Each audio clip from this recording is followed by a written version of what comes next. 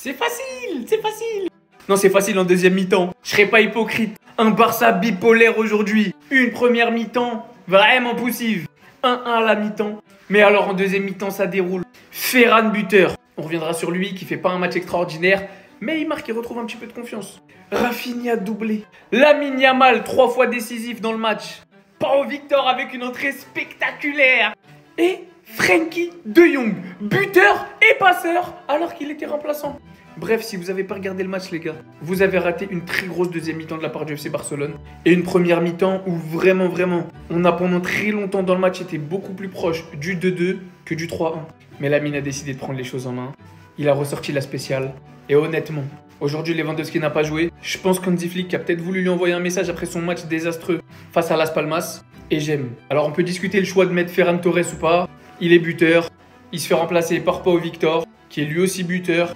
Et au final, le Barça, qui reste premier du championnat, je le rappelle, avec 4 points d'avance sur le Real, mais 2 matchs de retard. On continue la course au titre, on s'arrête pas. On s'est tiré des balles dans les pieds, on va pas se mentir. Toute l'avance qu'on avait, on l'a perdue. Mais vous inquiétez pas, le championnat est loin d'être fini. C'était que la 16e journée. Il en reste encore des matchs et va falloir de l'endurance. Va falloir du banc. Et c'est pour ça que j'ai aimé aujourd'hui la rotation d'Hansi Flick. Faut souligner les changements qu'il a fait et aujourd'hui ça a été payant. Donc une très belle victoire. Savourons-la, 5-1. On retrouve nos standards. 5 buts encaissés par l'adversaire. Et ça fait plaisir. Les gars, dites-moi en commentaire votre MVP. N'oubliez pas de vous abonner, de partager, de republier. Et surtout, n'oubliez pas, il y a un débrief qui arrive sur l'application rouge. Donc, vous allez vous abonner, restez branchés, le lien il est en bio. C'est trop. À chaque fois que ce petit joue, il se passe quelque chose. De 1, le match il est un peu chaud pour le Barça. Regardez ce qui sort de son chapeau, un externe venu d'ailleurs. Mais c'est pas la première fois qu'il fait ça. L'extérieur du pied, pour lui, c'est une technique parmi tant d'autres. Il la maîtrise comme Quaresma, Modric. Puis ça, c'est une technique tranquille, tu vois. Pour lui, tu vas lui demander, il va dire, mais il n'y a rien d'extraordinaire. Mais oui, mais c'est toi qui es extraordinaire, petit. Il n'a même pas besoin de lever la tête. Furtivement, il prend l'information. Il ouvre son pied extérieur. La balle, elle passe à 1 mm du pied du défenseur pour arriver sur Rafinha, qui inscrit le doublé. Mais les gars, c'est une dinguerie. Ce petit, moi je l'ai déjà dit et je le redis aujourd'hui, ce petit est spécial, il n'est pas comme nous. Là de ne pas être comme nous, il n'est pas fait comme tous les autres footballeurs. Il peut tout faire, il peut mettre des frappes en lucarne, il peut mettre des extérieurs du pied, passes décisives, il peut marquer, faire marquer. Les gars, Lamine Yamal, tout simplement, à chaque match son geste magique. Ça va être ça sa devise maintenant, à chaque match son geste magique. Il ne peut pas voir un match où Lamine Yamal joue et il ne fait pas une dinguerie. Non franchement.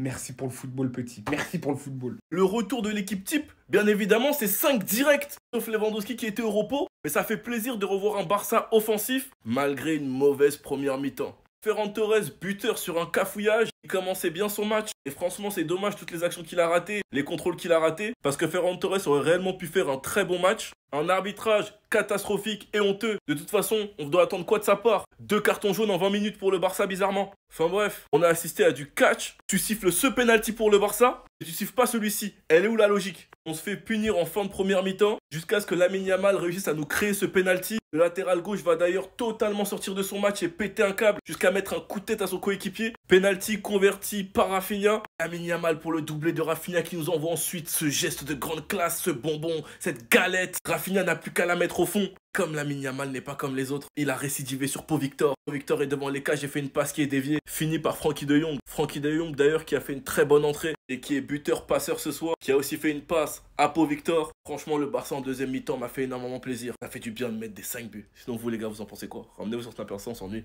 Je vous ai dit, je connais mes joueurs. Quand je les ai regardés là, quand j'ai regardé le visage de Rafinha, quand j'ai regardé le visage de Lamine Yamal, je sais qu'ils étaient ils allaient venir faire quelque chose de méchant. Il a dit que si Mallorca n'a rien pris, c'est 4. Mais tellement mes joueurs ont été très méchants aujourd'hui, ils ont mis 1 de ces 5. Vous voyez, je vous ai parlé. Non, Lamine Yamal. Yamal est fort que Ronaldo, il est fort que Mbappé, il est fort que Vinicius, il est fort que tout le Real de pénalty complet. Il n'y a pas de joueur pour Yamal. Non, ça c'est les passes légendaires. Mallorca, on va venir nous-mêmes Mallorca. Ça dit Mallorca. À tout moment, on dit, et puis vous savez un truc, on ne perd plus. Hein. On ne perd plus, on ne fait plus match. Maintenant, on vous frappe très mal. On vous frappe, c'est bon. Vous avez un Mallorca devant Mallorca. On dit non, Mallorca en forme. Ils sont en forme devant qui? Qui peut discuter ballon? Qui peut parler de ballon? Nous, quand on parle de ballon, le monde entier se tait. Voilà, c'est comme ça. C'est comme ça que ça se passe. Quand on parle de ballon, là, le monde entier ferme sa bouche. Vous avez vu, ça c'est petit. Prochain match, là, vous allez voir ce qu'on fait encore. Prochain match, vous allez voir. C'est de ça qu'il s'agit. Je connais mes joueurs. Et Lamine Yamal, s'il te plaît, arrête. Arrête de me rendre fou. Arrête, s'il te plaît, je t'en supplie, arrête. Lamine Yamal fait partie des grands. Même s'il fait pas le meilleur match de sa vie, quand il a les occasions, il performe. Sur ce premier extérieur du pied, on savait tous où il allait finir. On savait tous. Lamine Yamal banalise des gestes tellement il est fort à 17 ans. Et regardez où le ballon finit. Dans les pieds de Rafinha, il a plus qu'à finir. Un tap-in. Et le pire dans tout ça, c'est qu'il a récidivé. 2 fois d'affilée, il te fait un extérieur du pied. Et 2 fois, ça emmène un but. Regardez Pau Victor. Regardez où le ballon finit. Pau Victor est tranquille. Ça revient sur De Jong et on marque. Lamine Yamal a en plus de ça créé le penalty qui nous a permis de mener au score et de gagner +1. Il t'envoie cet extérieur du pied qui te permet de gagner +2. Et il est cette fois-ci la passe clé pour gagner +3. Lamine Yamal a changé la physionomie du match. Nous sommes actuellement en train de gagner 5-1. Tout ça sur un exploit individuel de Lamine Yamal. Il banalise des gestes compliqués à son âge. Voilà pourquoi il fait partie des meilleurs joueurs du monde. Sinon vous les gars, vous en pensez quoi? Ramenez-vous sur Snap Insta, on s'ennuie.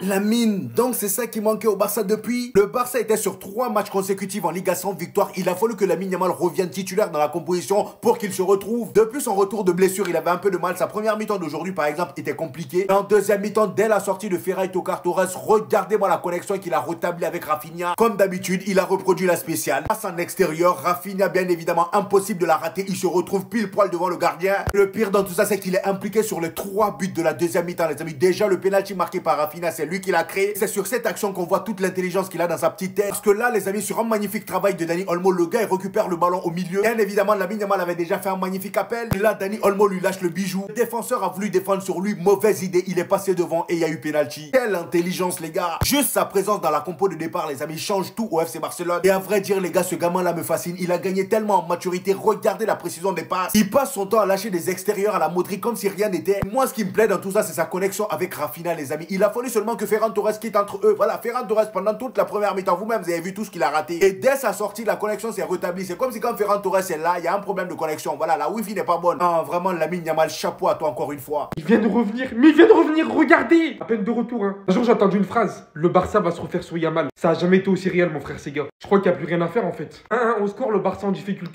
Coup de génie de Yamal qui part provoquer un penalty. Pour Rafinha à la finition encore une fois. Regardez ça, il s'agit de faire le break. Vous pouvez voir, il n'y a personne sur la surface. Extérieur, totalement devenu banal pour lui. Il envoie ça en pleine surface, passe littéralement devant le gardien, devant tous les défenseurs adverses, pour réussir à mettre Rafinha dans cette position. Et quand je vous dis que c'est devenu banal, je fais allusion à ça. Puisqu'après quelques minutes de ce qu'il a délivré à Rafinha, il prend encore le ballon au milieu de terrain, passe à un adversaire, là il fait marcher son explosivité, et avant de passer le deuxième adversaire, voilà qu'il relâche la même chose. Et regardez, il met son coéquipier dans quelle posture pour le but de Frenkie de Jong qui va suivre derrière. Donc là, il y avait vraiment des personnes qui pensaient que Yamal n'influait pas minimum au jeu du Barça, que son absence ne pesait pas lourd. Si vous vous rendez pas compte, il a littéralement changé le match. À lui tout seul et sans forcer, avec la plus grande des maturités dans le jeu. Quand je vous dis sans forcer, c'est qu'il était même pas à 100% de sa capacité maximum venant de blessures. Puisqu'on ne parle pas de l'un sans l'autre, Rafinha, doublé aujourd'hui, qui porte toujours autant ses responsabilités, toujours aussi efficace. C'est ce qu'il faut quand il le faut. Marque des buts importants, fait gagner des matchs importants au FC Barcelone. Le FC Barcelone finit quand même par gagner ce match 5-1, même si c'était énormément compliqué. Bien évidemment au départ. Sur son but, Mallorca a réussi à tromper le FC Barcelone dans son propre jeu hors jeu. Et beaucoup étaient déjà là à critiquer. Mais voilà que derrière, le FC Barcelone a fait prendre au minimum 12 fois Mallorca en hors jeu. La technique reste énormément efficace. Le retour de Yamal a fait énormément de bien à cette équipe. Et beaucoup plus qu'il le faut quand vous voyez le score. La Liga est certes relancée, mais elle n'a jamais été aussi compétitive. Soyez prêts pour la suite. La deuxième mi-temps, quand vous jouez comme ça, je vous aime. Voilà, ça c'est mon Barça. Ils m'ont fait peur. Hein. La vérité, première mi-temps, ils m'ont fait peur. Ils nous ont fait peur parce que vous aussi vous ont fait peur.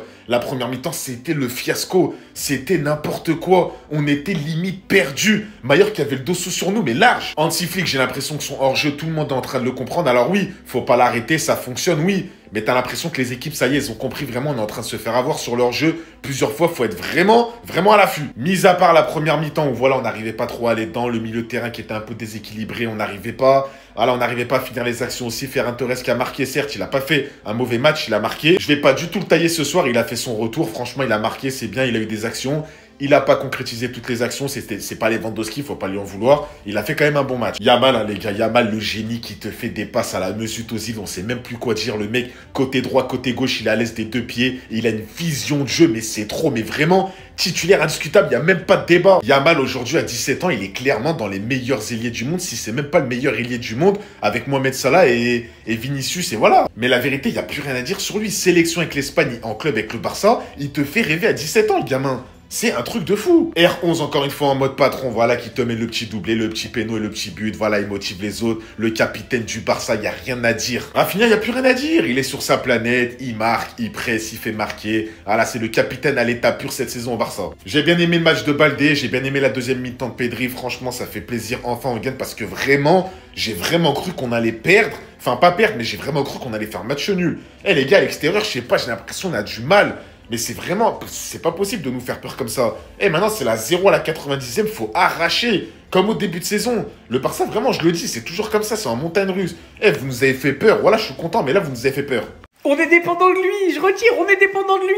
Non, je rigole. Meilleur duo au monde. Voilà, c'est dit, c'est fait. Rafinha, 15 buts, 10 passes D. Lamine Yamal, déjà, à 15 buts et passes décisives. Il dépasse déjà son record de la saison passée, qui était de 14 goals assists, avec 32 matchs de moins. Mais attendez, il faut voir comment. Là, c'est Lamine Yamal, là, c'est Rafinha.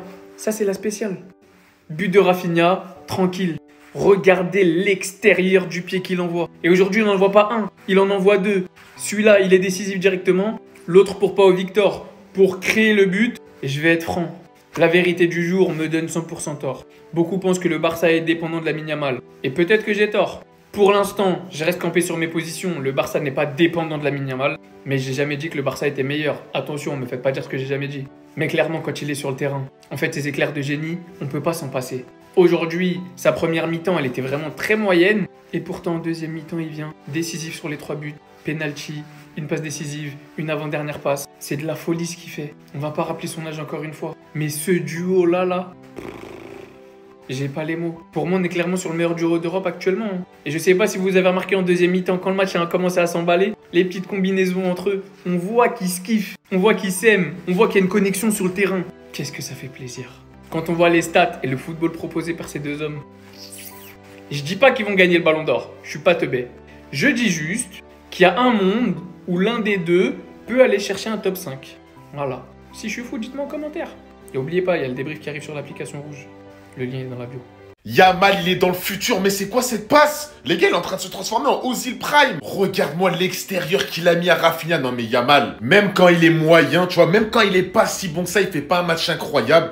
Il te sort des masterclass. Que dire de cet attaquant? Mais je suis tellement content de l'avoir au FC Barcelone. 17 ans, les gars. L'intelligence de jeu, les bons choix qu'il fait, c'est trop. Ce que j'aime chez Yamal, c'est que quand il faut faire la passe, il le fait. Quand il faut tirer, il le fait. Quand il faut revenir derrière, il faut temporiser, il le fait. Ma parole, les gars, il est technique, mais tout en ayant une simplicité de jeu. Mais je kiffe. À son jeune âge, il sait déjà être collectif, il n'y en a pas que pour sa gueule. Ce soir, encore une fois, la vision de jeu de Yamal a encore parlé. Passeur décisif, et c'est même pas la seule passe. Ceux qui ont vu le match, vous le savez, ils le savent. C'est pas la seule passe, parce que même sur le but de Frenkie de Jong, c'est lui qui envoie le joueur qui fait la passe à Frenkie de Jong avec le même extérieur, le même. S'il vous plaît, rendez-vous compte que ce gamin, à 16 ans, il a gagné l'Euro, meilleur joueur de l'Espagne, je pèse mes mots avec Nico Williams. Il a gagné le Golden Boy, et là, il est en train de faire une saison limite de top 3 ballon d'or. Pour l'instant, Yamal, il est dans le top 3 du ballon d'or. Top 3 ou top 5, mais tu m'as compris. Voilà, il y a Mohamed Salah, il y a Lewandowski, il y a Gyökeres, il y en a plein. Mais Lamine Yamal, les gars, ce joueur, c'est trop. Et pour ceux qui nous demandaient pourquoi on dit que le Barça est un petit peu dépendant de Lamine Yamal, c'est pour les actions comme ça, les gars, je suis désolé, mais à part Rafinha et Yamal, il n'y a aucun ailier au FC Barcelone qui est capable de faire des actions comme ça. Aujourd'hui, Yamal et Rafinha ont encore changé le match. S'ils sont pas là, on gagne pas. 4-1, on gagne pas, voilà.